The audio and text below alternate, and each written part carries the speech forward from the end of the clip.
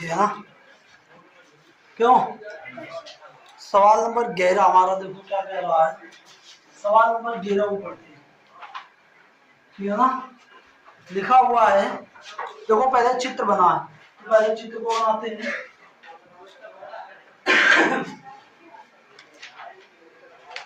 ये हमारा ए, ये बी, ये सी और यहाँ पे ऐसे बना हुआ है ये, ठीक है ना? कह रहा है बी ए सी जो है उसी का समद्विभाजक है ये क्या? एडी। तो ये जो एडी है ना, ये हमारा बी ए सी का समद्विभाजक है। कहने का मतलब ये वाला जो कोण है ये इस वाले कोण के बराबर है। तो ऐसा मैं तुमको बता चुका हूं कि अगर ऐसी स्थिति होती है तो क्या होता है, एडी अपान ए सी बराबर बी डी अपान बी सी, ठीक है ना? यहाँ पे इतनी बात हो गई ना, यहाँ पे ये हमारा है, ये दोनों कोण बराबर हैं, तो ए बी अपान ए सी बराबर बी डी अपान बी सी होगा कि नहीं? तो ये अगर एडी जो है हमारी, अगर एडी कोण बी ए सी का क्या है, समद्विभाजक है, तो ठीक है ना? समद्विभाजक है तो क्या लिखा जाएगा? तो ये बात पक्की है कि जो आपका ए बी अपान ए सी होगा वो बराबर होगा किसके, बी डी अपान डी सी। तो यहाँ पे देखो यही सारी मापें दी गई हैं और फिर आपको कुछ बी डी का मान निकालना है। आपको ए बी का मान दिया गया है कितना? ए बी का मान दिया गया है 8 सेंटीमीटर। ए सी का मान कितना दिया गया है? 12 सेंटीमीटर। और सी डी का मान कितना दिया गया है? 7.5 सेंटीमीटर। और आपको बी डी की वैल्यू पता करनी है। बताओ, आसान है तो इसी ने सारे मान उठा के रख दो। तो ए बी का मान कितना? 8। ए सी का मान कितना? 12। सी डी का मान कितना? पता। सी डी का मान हमारा कितना है? 7.5 और बी डी का हमें पता करना है। तो देखो यहाँ से बी डी बराबर कितना आ जाएगा?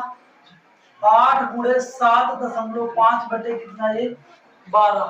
तो यहाँ से देखो दशमलव हटाओगे, यहाँ पे 0 बढ़ाओगे, तो देखो 15 बना 75, 15 अट्ठे 120। तो ये 8 से 8 कर गया, बी डी का मान आ गया कितना?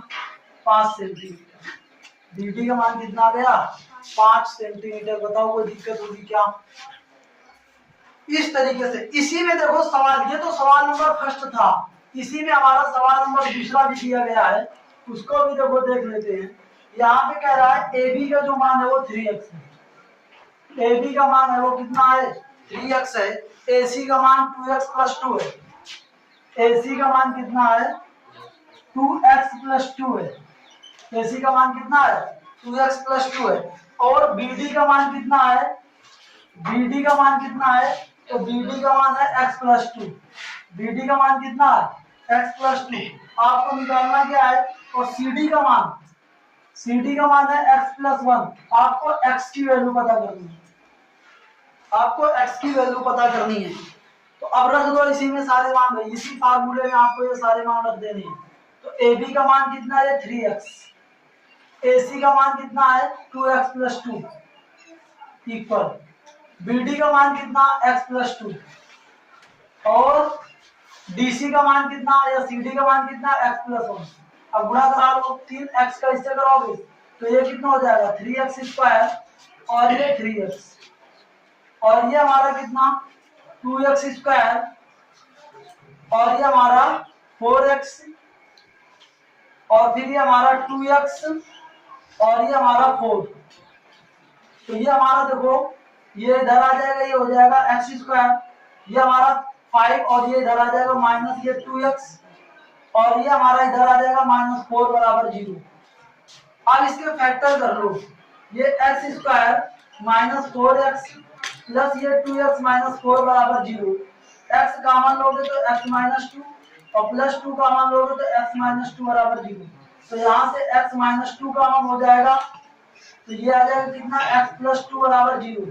तो यहाँ से हमारा एक x का मान निकलेगा 2 और दूसरा निकलेगा x बराबर -2। तो ये दो मान हमारे निकले x के। बताओ कोई दिक्कत होगी क्या? इस तरीके से आप सवाल नंबर 11 लगा सकते हैं। 11 में 2 सवाल थे, 2 में 2 मौत है।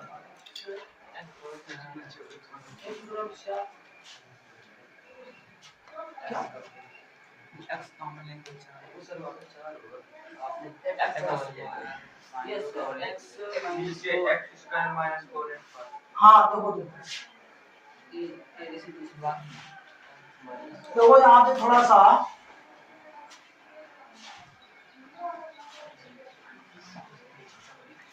देखो, इसको अगर हम हल करेंगे तो x का गुणा इससे करेंगे हो जाएगा 3x² और ये हमारा 3x, इसका इससे गुणा कराया। अब 2x का पूरे से कराओगे तो ये कितना हो जाएगा 2x² और ये हमारा 2 2 या 4x, फिर 2 का कराओगे तो ये 2x और ये 4, तो ये हमारा देखो कितना, इसको इधर लाओगे ये बचेगा हमारा कितना x², इसको इधर लाओगे तो ये 4 2 6, तो ये हमारा इधर लाओगे तो -3x होगा, और ये हमारा कितना होगा प्लस, तो ये भी -4 बराबर 0 आएगा। अब इसके गुणनखंड करोगे x² -4x प्लस x -4 बराबर 0, x कॉमन लोगे x -4, 1 कॉमन लोगे फिर x -4 बराबर 0, प्लस 1 यहाँ पे कॉमन, तो x -4 कॉमन लोगे तो आ जाएगा x + 1 बराबर 0, तो यहाँ से x का मान 4 निकलेगा और x का मान -1 निकलेगा। ठीक, आगे देखो नेक्स्ट, आगे देखो सवाल नंबर 12 आपका क्या कह रहा है। सवाल नंबर 12 पे आते हैं भाई, बहुत अच्छा वीडियो कह रहा है त्रिभुज ABC में, तो कोई हम त्रिभुज बनाते हैं ABC, ये हमने कोई त्रिभुज बना लिया, त्रिभुज ABC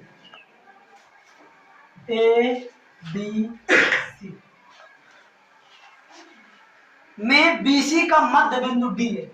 यहाँ पे ये क्लियर कर दिया गया कि जो ये D है वो BC का मध्य बिंदु है, अर्थात हम ये कह सकते हैं कि जो BD है वो बराबर है किसके CD, एक चीज तो ये दे दी गई। फिर आगे देखो क्या कह रहा है, ED कोण ADB का समद्विभाजक है, तो ADB पहले बनाओ कोण, तो ये हमारा कोण ADB बन गया, कोण हमारा ADB, ADB ये कोण बना, और इसका समद्विभाजक है क्या, इसका समद्विभाजक है ED, ये सवाल में कह रहा हूं। तो यहाँ पे ये कहीं ना कहीं ये वाला जो कोण है इस कोण के बराबर है, समद्विभाजक का मतलब यही तो है कि जो ED है वो कोण ADB को ADB का समद्विभाजक है।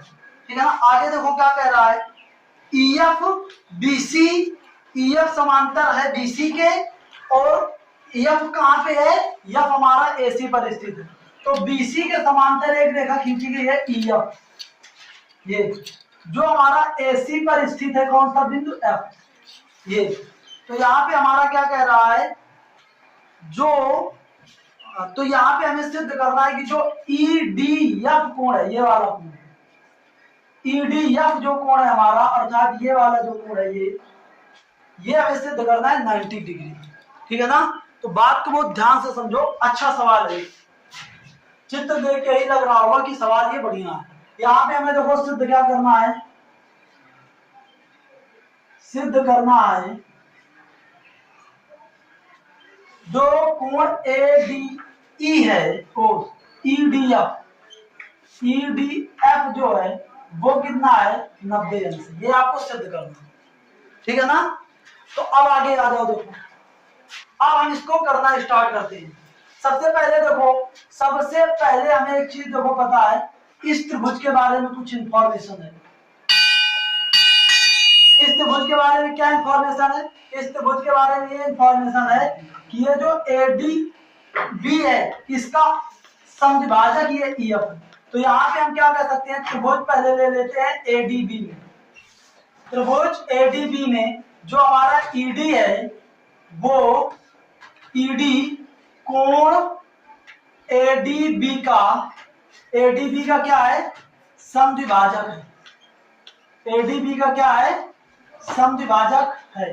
तो क्या हम इसको ये नहीं लिख सकते AE अपान EB बराबर AD अपान DB, ये लिखा जा सकता है ना, इसको मैं समीकरण नंबर 1 मान सकता हूं। अब इसके बाद देखो दूसरी चीज देखो, अगर हम देखें तो यहाँ पे ये कह दिया गया है कि जो EF है वो समांतर है BC के। यहाँ पे एक चीज और दी गई थी, सवाल पढ़ोगे तो वहां पे एक चीज और लिखी थी कि जो ये EF है वो समांतर है BC के, ये वाली भी चीज दी गई है। तो अगर ये चीज दी गई है तो हम थेल्स प्रमेय के विलोम से क्या AE/EB बराबर नहीं लिख सकते क्या AF/FC? बताओ लिख सकते हैं ना? तो ये अगर हम समीकरण क्या मान लें, इसको हम समीकरण नंबर 2 मान लें, ठीक है ना, इसको हम क्या मान लें, समीकरण 2 मान लें। तो अब अगर देखो तो इसके दोनों के बाएं पक्ष सेम है तो दाएं पक्ष भी बराबर हो जाएंगे। तो समीकरण 1 व 2 से हमारा देखो क्या हो जाएगा, समीकरण 1 व 2 से, समीकरण 1 व 2 से हमारा AD/DB और बराबर ये कितना हो जाएगा AF/FC। तो बताओ आपने पढ़ रखा है कि जो BD है या जो DB है वो बराबर है CD के। तो इस जगह पर, इसकी जगह पर मैं CD नहीं रख सकता क्या? इसकी जगह पर मैं चेंज करके CD रख सकता हूं और ऊपर वाला AD हमारा सेम रहेगा और ये हमारा हो जाएगा AF/FC। अब देखो ये कहानी देखो क्या बन गई, ये इस पॉइंट को समझना सबसे महत्वपूर्ण है। यहाँ पे देखो क्या बन गया कि ये जो AD का DC के साथ अनुपात है वो बराबर है AF का FC के साथ अनुपात। देखो इस कंडीशन, ये कंडीशन बन गई, ऐसी कंडीशन बन गई तो ये होगा कि नहीं? तो यहाँ पे क्या है, ये भुजा बटे ये भुजा बराबर है इस भुजा और इस भुजा के अनुपात के। तो बताओ क्या ये वाला, तो हम इस बात से ये कह सकते हैं कि जो हमारी ये DF भुजा है वो हमारा ADC की क्या है, ADC को समद्विभाजित करती है। तो इस बात की हम क्या कह सकते हैं कि जो DF है वो कोण किसको, ADC को समद्विभाजित करती है, ADC को समद्विभाजित करती है, ADC को क्या करती है, समद्विभाजित करती है, ठीक है ना। तो यहाँ पे कुल मिला के ये वाला जो कोण है, ये वाला जो कोण है ये इस वाले कोण के भी बराबर हो गया। तो हम इसको लिख देते हैं यहाँ पे। तो यहाँ पे जो हमारा कोण है ADE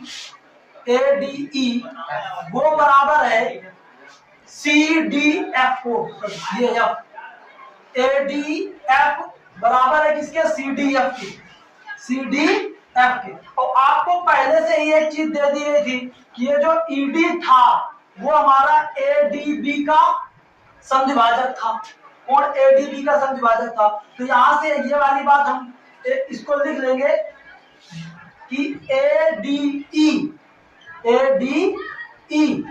बराबर था किसके, BDE के, BDE, ठीक है ना। तो अब क्या करते हैं, थोड़ा सा दिमाग लगाते हैं, इसकी जगह पर मान लेते हैं क्या x और इसकी जगह पर मान लेते हैं क्या, इसकी जगह पर मान लेते हैं y, ठीक है ना। इन दोनों की जगह पर x दोनों बराबर है, इन दोनों की जगह पर y दोनों बराबर है।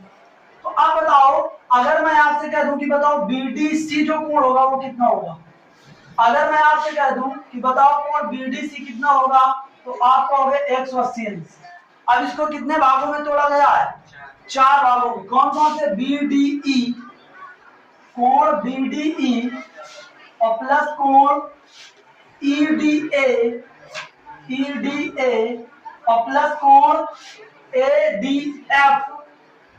ADF और प्लस कोण FDC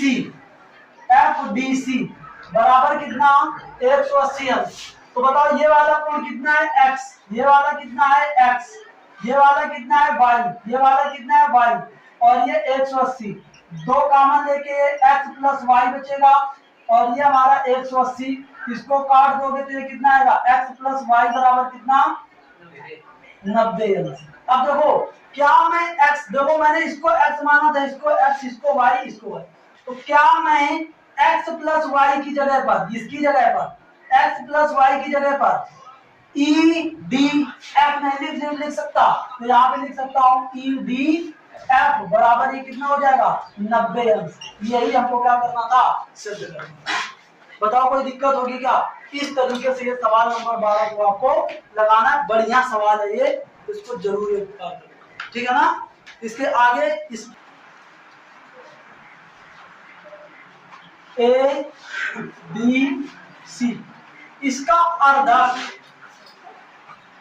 ये और ये, यही तो अर्धक है, ठीक है ना। किसी एक कोण का अर्धक विपरीत भुजाओं का अर्धक हो, मतलब इसके सामने जो भुजा है उसका भी ये अर्धक है। मतलब ये वाला ये जो भुजा है एडी, वो हमारा इस कोण का भी अर्धक है बीएसी का, और बी सी भुजा का भी अर्धक है, ठीक है ना। तो ये सिद्ध करना है कि ये वाला जो त्रिभुज एबीसी है वो समद्विबाहु है। तो यहाँ पे हमें सिद्ध करना है कि जो त्रिभुज, सिद्ध क्या करना है भाई,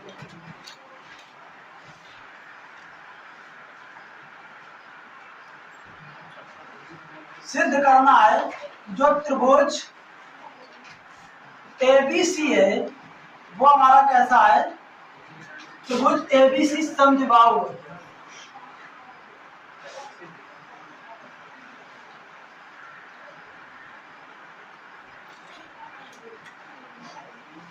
ये आपको सिद्ध करना, तो थोड़ा सा दिमाग लगाने।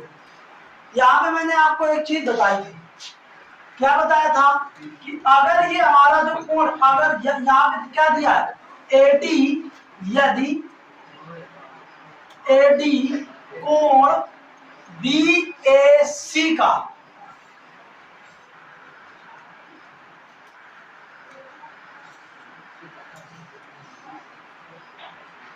समद्विभाजक है, तो यहाँ पे हमारा AB अपान AC बराबर होगा किसके, BD अपान DC होगा कि नहीं, बताओ। ये तो बाद में पढ़ा चुका हूं आपको। फिर इसके बाद देखो यहाँ पे एक चीज और दिया है कि ये जो AD है वो हमारी इसके सामने वाली भुजा BC को भी क्या करता है, समद्विभाजित करता है, ठीक है ना। मतलब AD भुजा BC का भी अर्धक है।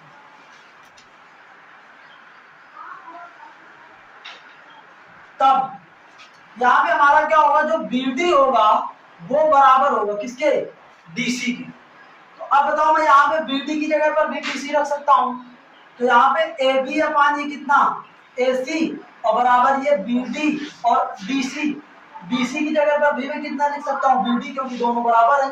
तो ये हमारा दोनों का कितना है 1, और इधर इससे गुणा करा देंगे तो AB बराबर कितना आ जाएगा, AB बराबर AC, AB बराबर कितना आ जाएगा AC। तो ये हमारा त्रिभुज जो ABC हो जाएगा वो कैसा हो जाएगा, त्रिभुज ABC जो हो जाएगा वो हो जाएगा समद्विबाहु त्रिभुज, ठीक है ना। और यही आपको सिद्ध करना था। किसी त्रिभुज की अगर दो भुजाएं बराबर होंगी तो क्या वो समद्विबाहु त्रिभुज नहीं होगा, ठीक है ना। तो ये तुम्हारा लेसन का नाम हो रहा है, ठीक है ना। ये तुम्हारा चैप्टर का 6.2 प्रश्नावली समाप्त होगी, ठीक है ना। 6.2 प्रश्नावली आपकी समाप्त हो गई। यहाँ से समकोण त्रिभुज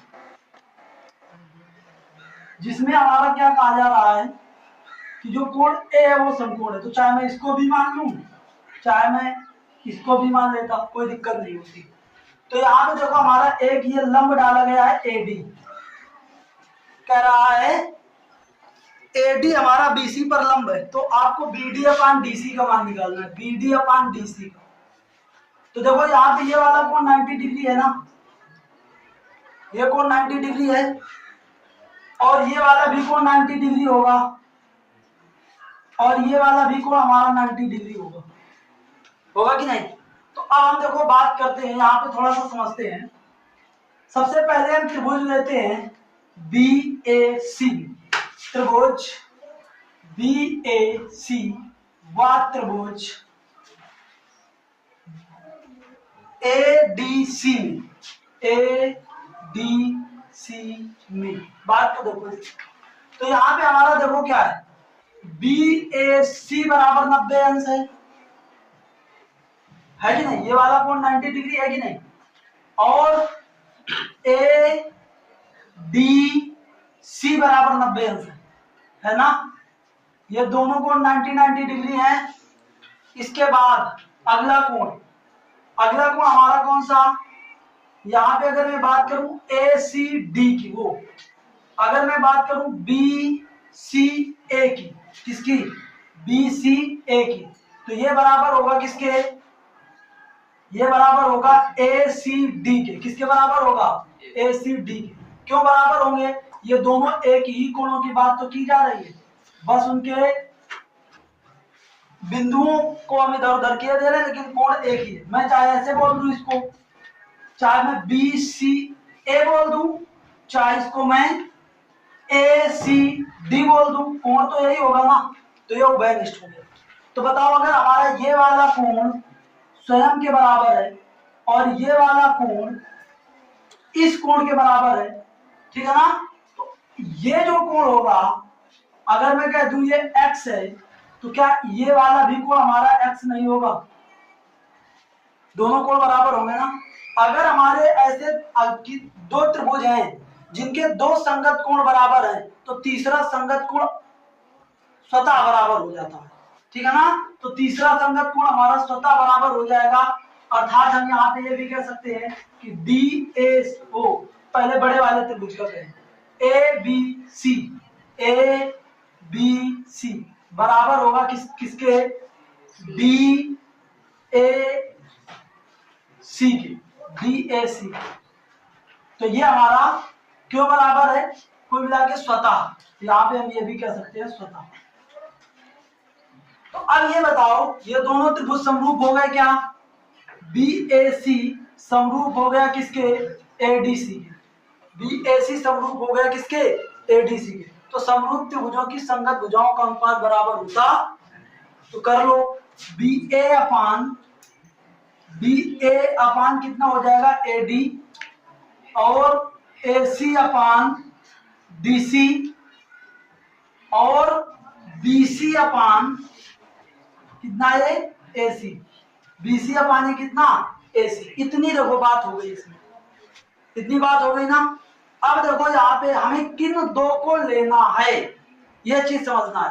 तो हमें इसको नहीं लेना, हमें केवल इतने से कहानी बनानी है, क्योंकि जब अब यहां से इनका हमने क्रॉस मल्टीपल करा दिया, तो ये क्या हो गया, ए सी स्क्वायर बराबर, ये हो गया B C into D C, ये तुम्हारा समीकरण नंबर 1 हो गया।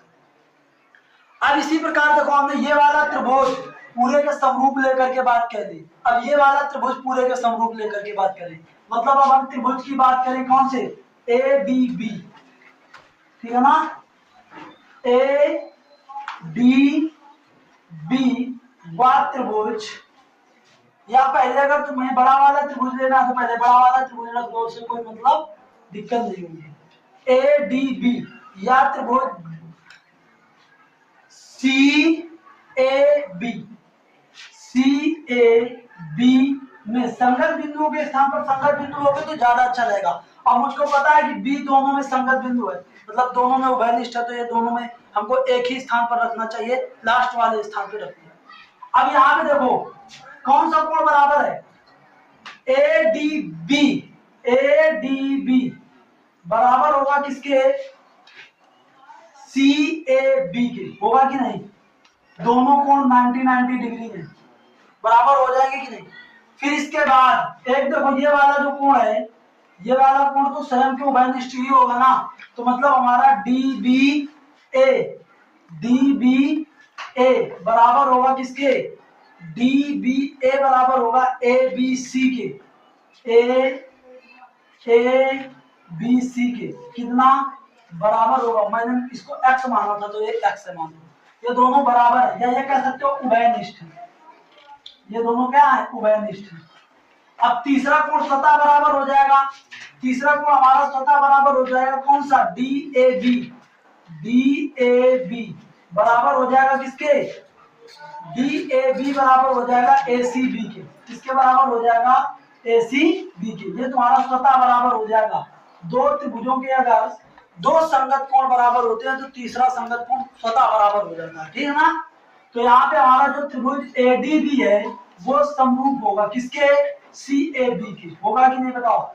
जो त्रिभुज एडीबी होगा, जो त्रिभुज एडीबी होगा वो समरूप होगा किसके?